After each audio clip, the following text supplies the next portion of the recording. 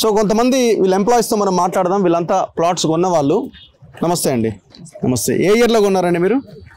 95లో registration చేసుకున్నామండి. Okay, మీరు ఏం చేస్తుంటారు? నేను SBIలో AGM గా చేశానండి. ఇప్పుడు రిటైర్ అయ్యాను. 30 సంవత్సరాల నుంచి పొజిషన్ లోనే ఉన్నాము. కానీ ఇంతవరకు మాకు కట్టుకోవడానికి GHMC పర్మిషన్స్ లేక ఇల్లు కట్టుకోలేకపోయామండి. సో మీ ప్లాట్ ఎక్కడుందో మీకు తెలుసు, మీరు పొజిషన్ లో ఉన్నారా? అవునండి. ఓకే. సో మరి ప్రయత్నం చేశారా? ఈ సొసైటీ వాళ్ళతో పాటు ప్రయత్నమా, లేకపోతే ఇండివిజువల్గా మీరు ఏమైనా ప్రయత్నం చేసి ఎవరితోనైనా మాట్లాడే ప్రయత్నం చేశారా? 30 ఏళ్ళుగా సొసైటీతో, SBI officers welfare association, Bhagyanagar cooperative society, వీటన్నిటిలో కూడా మేము మెంబర్స్.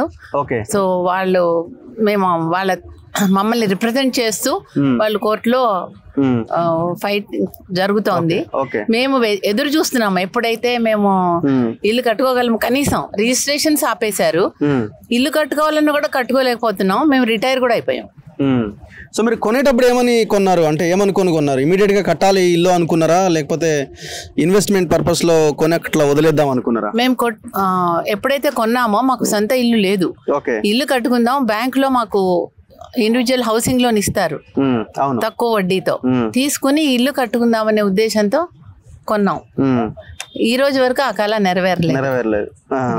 ఓకే. సో ఇమీడియట్ గా మీరు కట్టుకుందాం అనుకున్నారు. అవునండి. సో మరి రెడీ అవ్వలేదా? GHMC పర్మిషన్ కి వెళ్ళలేదా మీరు ఇమీడియట్ గా?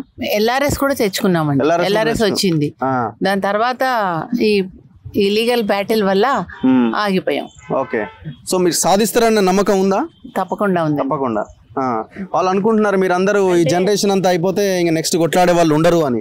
1400 మంది కష్టార్జితం ఇది. అవును, కొనుక్కున్నది మేము. ఒక ఫేక్ డాక్యుమెంట్ తో ఈ 1400 మంది టైటిల్ లేదు అని కోర్టులో నిరూపణ చెయ్యలేరు వాళ్ళు. తప్పకుండా మా ఫేవర్ గానే జడ్జిమెంట్ వస్తుంది అని మేము ఆశిస్తున్నాం. ఓకే. మీది సార్? మీరు ఒకటే. హలో అండి. సో మీ పేరు? శ్రీనివాస్ గుప్తా. మీరు బ్యాంక్ ఎంప్లాయీనా? కాదండి, ప్రైవేట్ బిజినెస్ మ్యాన్. ఓకే. మీరు ఏ ఇయర్లో కొన్నారు? 2004లో కొన్నారు. అంటే ఎవరి దగ్గర నుంచి మీరు కొన్నారు? రవిబాబు అని వెంచర్ చేసిన, ఎన్విరాన్మెంట్ వెంచర్ చేసిన రవిబాబు, అతని దగ్గర కొన్నాను. సో మీరు ఏ డాక్యుమెంట్ మీది ఈ 4 డాక్యుమెంట్స్ లో? ఎన్విరాన్మెంట్ కానీ 25 ఎకరాలు డాక్యుమెంట్. ఇది కొన్నప్పుడు మేము GHMC జోనల్ కమిషనర్ దగ్గర పోయి డాక్యుమెంట్ చూపించినాము. కొనొచ్చు, ఇది పర్మిషన్ ఉంది, లీగలైజ్డ్ అని చెప్పాడు. MRO ఆఫీస్ పోయి చెక్ చేసుకున్నాను, అప్పటికి కేసులు కూడా ఏం లేవు. అది ఫేక్ డాక్యుమెంట్ అని వాళ్ళు ఆపోనెంట్ అతనికి డాక్యుమెంటే లేదు, ఈ 4 డాక్యుమెంట్లు క్యాన్సిల్ చేయమని వేసిండు. అది ఒట్టిగానే వెళ్ళిపోతుంది, ఒక జస్ట్ 6 నెలల జడ్జిమెంట్ వస్తుంది, మీరు కట్టుకోవచ్చు అని చెప్పి అమ్మిండు అని అది నమ్మి మేము కొనుక్కున్నాము. తర్వాత నేను పర్మిషన్ కూడా అప్లై చేసినాము. నేను మా బ్రదరు పర్మిషన్ కూడా అప్లై చేసినాము. పర్మిషన్ ఇవ్వని కూడా GHMCకి హైకోర్టు ఇచ్చింది ఆర్డర్స్ ఇచ్చిన తర్వాత GHMC లీగల్ ప్యానల్ అడ్వకేట్ ఉంటాడు, వీళ్ళకి పర్మిషన్ ఇవ్వచ్చు. అఫిడవిట్ తీసుకొని ల్యాండ్ వీళ్ళ పేరు మీద ఉంది, పొజిషన్ వీళ్ళకే ఉంది కాబట్టి ఇవ్వచ్చు అని చెప్పారు. చెప్తే మేము 1420 మెంబర్స్ కి పర్మిషన్ ఇవ్వచ్చు అని జడ్జిమెంట్ కాపీ కూడా తీసుకొని వచ్చాము. ఆ కాపీ కూడా ఉంది. ఆ కాపీ తీసుకొచ్చింది, అది 2018లో తీసుకొచ్చినాము. తీసుకొస్తే అది చూపిస్తే సొసైటీ ఏం చెప్పింది, ఇది అందరి కోసం వచ్చిందిగా, మేము ఫైట్ చేస్తాము, మీరు ఉండండి, మళ్ళీ ఒక ఇండివిజువల్ చేస్తే మీ ఒకరికే వస్తుంది, దీన్ని మేము చేస్తామని చెప్పారు. మమ్మల్ని చల్లబరిచి మా సొసైటీలో ఉన్న కొందరు పెద్దలు కావాల్సి మమ్మల్ని సైడ్ ఆర్డర్ చేయడానికి దాన్ని 6 months 1 year పెడితే ఆర్డర్ పనికిరా కూడా పోద్దని దురాలోచనతో మాకు చెప్పేస్తే మేము నిజంగానే చేస్తారు అనుకుని ఊరుకున్నాము. తర్వాత 2019 సంవత్సరంలో ఫ్లైఓవర్ పడుతుంది కైట్లాపూర్ది. ఫ్లైఓవర్ పడుతుంటే నేను ఒక్కరిని వెళ్ళి డిప్యూటీ కలెక్టర్ ఆఫీస్ దగ్గరికి వెళ్ళి TDR లో తీసుకొచ్చి 24 మంది తీసుకొచ్చి ఇచ్చినాను. అప్పుడు పర్మిషన్ ఇవ్వండి అని చెప్పి అప్పుడున్న BRS ప్రభుత్వం ఫ్లైఓవర్ మీ ల్యాండ్స్ నుంచి పోతుంటే మీకు TDR ఇష్యూ చేశారు. డిప్యూటీ కలెక్టర్ తో సర్టిఫికెట్లు కూడా తీసుకున్నాం మేము, అవి కూడా ఉన్నాయి. అవి వచ్చిన తర్వాత మళ్ళీ మేము GHMC కమిషనర్ దగ్గరికి కూడా వెళ్ళాము. సార్ మరి ఫ్లైఓవర్ మా జాగాని ఇచ్చారు కదా, పర్మిషన్ చేయడానికి ఏముంది, మీరు అఫిడవిట్ తీసుకోండి కావాలంటే. మేము ల్యాండ్ కోర్టులో మేము ఓడిపోయిన రోజు మేము ఇల్లుతో సహా వదులుకుంటాం, మీకు సంబంధం లేదని ఆర్డర్ కాపీ కూడా ఉంది అంటే ఉన్నది, కానీ కొన్ని పైన ప్రభుత్వం ఒత్తిడి వల్ల మేము చేయలేకపోతున్నాం అని చెప్పారు. అది ఇప్పుడు టోటల్ కల్ప్రిట్స్ ఈ సొసైటీలో ఉన్న పెద్దలే ఉన్నట్టున్నారు. పెద్దలు సగం బయట వాళ్లకు చేయందిస్తున్న మెయిన్ కారణం ఇది. ఇంకోటి నిజానికి చెప్పాలంటే 285 ఎకరాల 167 ఎకరాలే యాక్చువల్ 1420 మంది ఓనర్లు, 119 ఎకరాలు ఈ రోజైనా ప్లాట్ ఓనర్లు అందరికీ న్యాయం చేయదలుచుకుంటే 119 ఎకరాల రైల్వే స్టేషన్ కొంత పోయింది. హుండాయికి వైఎస్ఆర్ ఉన్నప్పుడు హుండాయికి ఇచ్చిండు, అది కొంత పోయింది. ప్లస్ ఎన్ఐఏ ఎన్ఐసి మొత్తం 86 ఎకరాల దాకా పోతుంది. ఇంకొక 30 ఎకరాలు ప్రైమ్ ప్రాపర్టీకి వదిలేస్తే ప్రైమ్ పార్టీకి వదిలేసుకొని ఎవరైనా వదిలేసుకొని ఉన్న 167 ఎకరాలు ఇప్పటికే నికరంగా మా 1420 మందికి ప్లాట్ ఉన్నది. అది గవర్నమెంట్ తలుచుకొని ఈ 1400 మేము కుటుంబాలకు న్యాయం చేయదలుచుకుంటే చేయొచ్చు. మా ల్యాండ్లు ఉన్నాయి, మేము పొజిషన్లు ఉన్నాం. ఈ 119 ఎకరాల తినాలని దురుద్దేశంతో ఈ పైన పెద్దలు బిల్డర్లు గ్రీన్ కో వీళ్ళందరూ చేస్తున్న డ్రామాలతోని 1420 కుటుంబాలు రోడ్డున పడ్డాయండి. ఓకే, సో ఇందులో మెయిన్ కల్ప్రిట్ గ్రీన్ కో అనిల్ కూడా ఉన్నాడు. ఈ ఫార్ములా కార్ రేస్ సంబంధించిన దాంట్లో is a main accused. KTR ఈ బ్యాచ్ అంతా కలిసి, మరి ఇప్పుడు ఆయన గతంలో కేటీఆర్తో ఉండే ఇప్పుడు ఈ మధ్య కాలంలో రేవంత్ రెడ్డిని కూడా కలుస్తున్నాడు అని అంటున్నారు. సో ఇందులో ఏది గ్రీన్ కో అనిల్ కుమార్ గారు, P Srinivas and 2 others, total 4 members మీద ఎఫ్ఐఆర్ బుక్ అయింది. కంప్లైంట్ ఎవరు ఇచ్చారు? అదే కదా మొన్న ఇచ్చిన కంప్లైంట్ ఉన్నది కదా. దాంట్లో దీంట్లో ఏం జరిగిందంటే మన క్రిమినల్ పిటిషన్ 15133 దాంట్లో పి శ్రీనివాస్ అనే అతను 420 కాను నేను 420 గాను సో అండ్ సో కేసులో ఇది డబుల్ ఇచ్చినందువల్ల నేను బాధ్యుడిని కాదని జడ్జిమెంట్ తీసుకుంది. 4 మీద 420 బుక్ అయితే ఒక్కరు కోర్టుకు పోయారు, వాళ్ళకి వచ్చింది.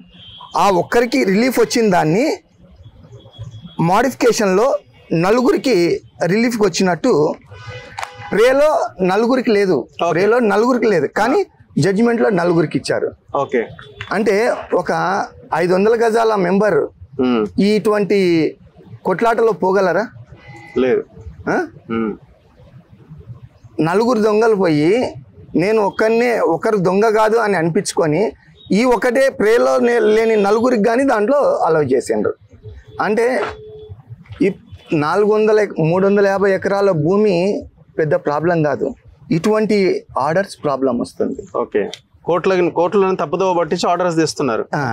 ఇది అంటే మేము చెప్తున్నది కాదండి. మీది ఎక్కడండి? మీదే డాక్యుమెంట్? మాది 25 acres. ఎన్ని గజాలు మీది? 569. ఏ ఇయర్ లో కొన్నారు? 2014. ఓకే, మరి అప్పటికే డిస్ప్యూట్ ఉంది కదా, మీరు డిస్ప్యూట్ ల్యాండ్ అని.